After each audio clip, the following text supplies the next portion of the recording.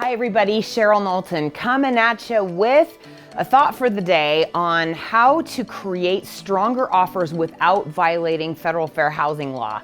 I get a lot of questions about, well, I'm the buyer's agent and I really want to strengthen my buyer's offer. Should I include a letter to the seller about my buyer?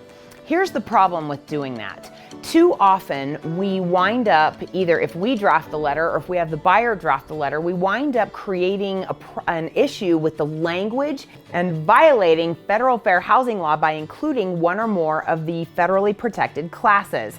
Asking the seller then to make a fair housing decision in choosing a buyer if we're in a multiple offer situation.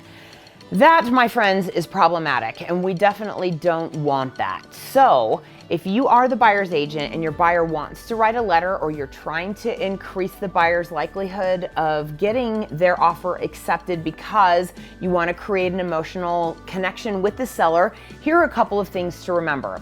Yes, you can do it. It is not against the law.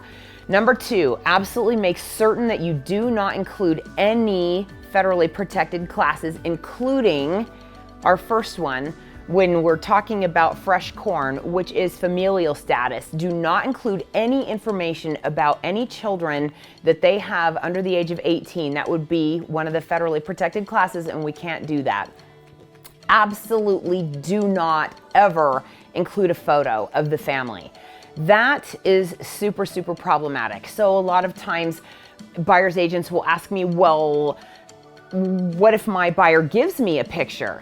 You lovingly say, you hired me to champion you and I cannot send this picture, and you lovingly tell them how cute they are and you give the picture back to them and let them know that you do not want to include that with the offer and explain why. What if you're the listing agent and you get a picture? Do you have an obligation to give the letter to the seller? Do you have the obligation to give the picture to the seller? This is an exciting and changing landscape in real estate because we don't necessarily have specific case law related to this, but under our fiduciary duty of disclosure, anything and everything that we know, we are required by law and the Code of Ethics to give to the seller, which does include the letter, according to most of my attorney friends who are infinitely smarter than I am when it comes to all things related to federal fair housing law. If you get a photo, you do not want to put your seller in a position where you're asking them to violate the law. So I would call the broker and or the agent that submitted that picture and lovingly explain how cute the buyers are, but you need to return the picture and explain why. I'd love your ideas, thoughts, and feedback on this message. So please like, comment, and share your thoughts and feelings below.